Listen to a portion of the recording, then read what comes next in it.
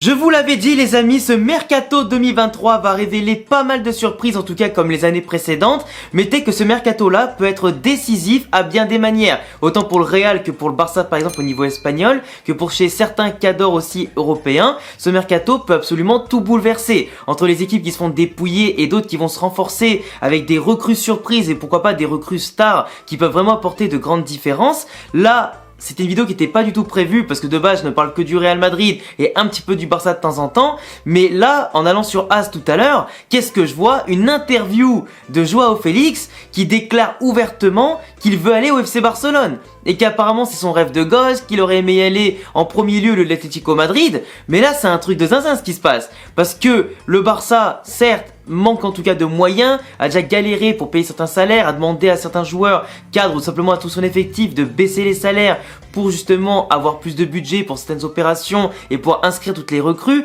Les recrues pour l'instant qui sont pas toutes inscrites auprès de la Liga, mais ça va arriver petit à petit. Les ventes aussi du Barça sont pas encore effectuées, comme notamment on parle de Kessié qui doit être vendu, Ferran Torres, peut-être Rafinha et d'autres joueurs on sait pas encore. Même si Busquets et Alba sont partis en fin de contrat et ont libéré pas mal de masse salariale, ça suffit pas encore en tout cas pour que le Barça soit dans les clous. Des clous qui n'ont pas respecté vu qu'ils ont pris en plus de ça 500 000 € d'amende de la part du fair play financier de l'UEFA. Donc forcément ils sont un peu englués dans quelque chose. À voir quel levier économique cette année ils pourront activer en plus de ceux activés c'est déjà ces 2 dernières saisons. Et du coup Joao Félix, qui est du coup un joueur aujourd'hui qui est un peu en perdition, qui est un joueur très critiqué, que ce soit au Portugal ou simplement dans le reste de l'Europe, parce que non seulement en Liga, avec l'Atlético Madrid, il a eu du mal à bien s'imposer, il a du mal à bien exploser son jeu, qu'on avait vu notamment à Benfica, qui avait marqué l'Europe de son talent et le monde de son talent, mais à l'Atlético Madrid, avec la tactique un peu défensive de Simeone, les compositions un peu spéciales que celui-ci utilisait, il a jamais pu avoir Joao Félix dans les meilleures conditions. Même si Griezmann, par exemple, cette année, a pu retrouver un niveau absolument énorme depuis son retour du Barça, Joao Félix à l'inverse depuis son arrivée a brillé que par quelques moments. En termes de statistiques, en termes de buts et passes décisives, c'est pas énorme. En termes de masterclass footballistique, que ce soit en Ligue des Champions ou en Liga, c'est pas non plus énorme, tu vois, il a fait quelques petits coups d'éclat mais pas plus. Mais par rapport au talent qu'il a et par rapport à l'investissement qu'il a coûté, plus de 120 millions d'euros quand même, c'est famélique. Et pour moi, en tant que jeune joueur qu'on destinait à un grand avenir et qui pour moi devait s'asseoir normalement à la table de ceux qui devraient prétendre au Ballon d'Or d'ici les prochaines années, à court, moyen et long terme, aujourd'hui il en est totalement exclu. C'est un de ceux, même parmi les jeunes aujourd'hui, pépite qui a été acheté le plus cher, qui déçoit quasiment le plus, ou du moins qui déçoit énormément et qui aujourd'hui n'apporte que de la frustration et même beaucoup de déception. Donc aujourd'hui il est parti à Chelsea, tu vois, en prêt depuis la mi-saison. À Chelsea, il s'est englué encore plus dans la merde en première ligue parce que déjà Chelsea de base n'arrêtait pas de perdre tous les matchs, ça marquait pas un seul but quasiment, c'était scandaleux de voir un Chelsea comme ça dans un tel état. Chelsea qui se remodèle de plus en plus avec beaucoup de ventes après avoir fait beaucoup d'achats et continue encore d'en faire cet été. Et du coup Joao Félix qui est revenu du coup à l'Atlético Madrid cet été après son prêt a fermé totalement la porte à la première ligue. Aujourd'hui même il n'y a aucun club de première ligue qui a spécialement envie de l'avoir, ni Arsenal, ni les deux Manchester, ni Liverpool, rien. Ils ont vu ce qu'il valait pendant 6 mois, ils ont vu à peu près au niveau de sa mentalité, ils sont pas forcément très chauds pour le signer, surtout pour plus de 100 millions d'euros, tu vois. Même si à mon sens, si tu lui mets un coach qui soit offensif, qui le remettrait en tout cas les rênes de l'attaque et qui surtout pourrait le peaufiner un peu plus et le canaliser un peu plus, je pense qu'on reverrait les qualités qu'il a eu à des moments en sélection portugaise, mais surtout à Benfica, parce que même en sélection, c'est pas non plus le grand Joao Félix, tu vois, que tu pourrais imaginer, parce qu'à la limite tu me parles de Rafael Leao qui lui par contre en sélection est très très bon, mais Joao Félix, que ce soit en sélection ou en club en ce moment, ça ronronne extrêmement fort. Limite son petit frère qui joue actuellement au Benfica et qui a non plus éclaboussé le monde de son talent chez les U19 portugais, du coup dans le championnat d'Europe des U19, il est largement meilleur, tu vois. Mais du coup Joao Félix qui veut aller au Barça, c'est une chose, mais est-ce que le Barça a les finances comme je dis tout à l'heure? Non, ils n'ont pas les moyens financiers aujourd'hui. S'ils veulent signer un mec comme Félix, il faudra forcément se débarrasser de beaucoup de joueurs, voire même carrément de certains joueurs qui pourrait être hyper important, comme un Ousmane Dembélé que le PSG aimerait beaucoup viser dans le cas où Mbappé partirait au Real Madrid.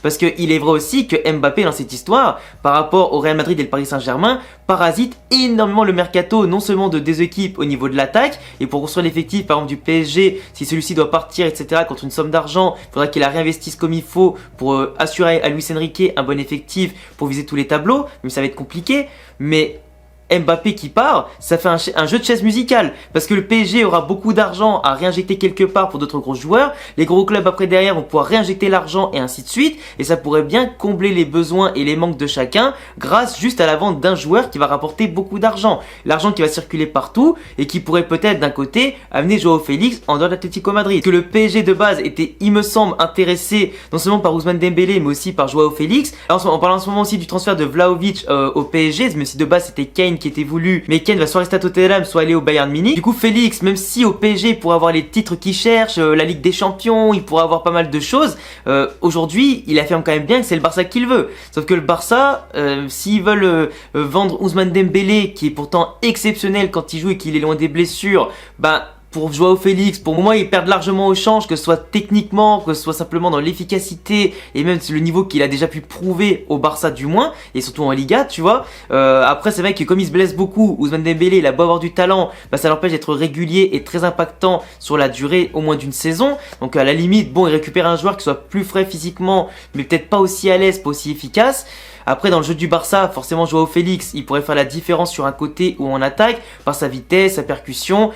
À mon avis, il se marierait bien footballistiquement avec Pedri et Gavi. Et il est clair qu'aussi Gundogan, Frenkie de Jong, etc. pourront à merveille lui distribuer des caviars pour qu'il puisse s'exprimer en tout cas à la perfection. En plus, par ses mouvements, sa faculté à décrocher aussi, ça va apporter aussi beaucoup de fluidité au jeu du Barça et peut-être un côté un peu plus polyvalent et imprévisible, avec un Félix qui pourra tourner autour notamment de Lewandowski pour l'épauler un maximum, ouvrir les espaces, ou du moins Lewandowski pourra ouvrir les espaces pour Félix en attirant les défenseurs, tout ça, sa faculté à tenir le jeu et les déviations. Mais c'est clair que Félix Lewandowski sur le papier, en duo d'attaquant de pointe, c'est quand même beaucoup mieux que Ansu Fati Lewandowski ou que Ferran Torres Lewandowski. Ferran Torres et Ansu Fati qui sont très critiqués, mais Ansu Fati apparemment en ce moment va rester côté Barcelone et c'est bien Rafinha et Ferran Torres qui devraient être annoncés partant. Donc à la limite, tu gardes Ousmane Dembélé et Ansu Fati devant ta Lewandowski. Tu peux très bien mettre Félix au milieu de tout ça. Faire tourner après, ça sera la concurrence qui fera le travail. Mais le Barça aujourd'hui doit forcément vendre pour libérer la masse salariale et bien sûr avoir les moyens de faire le transfert. L'Atlético Madrid, qui a quand même payé 120 millions, a accepté un prêt à Chelsea pendant 6 mois, mais ils vont pas accepter un prêt au FC Barcelone.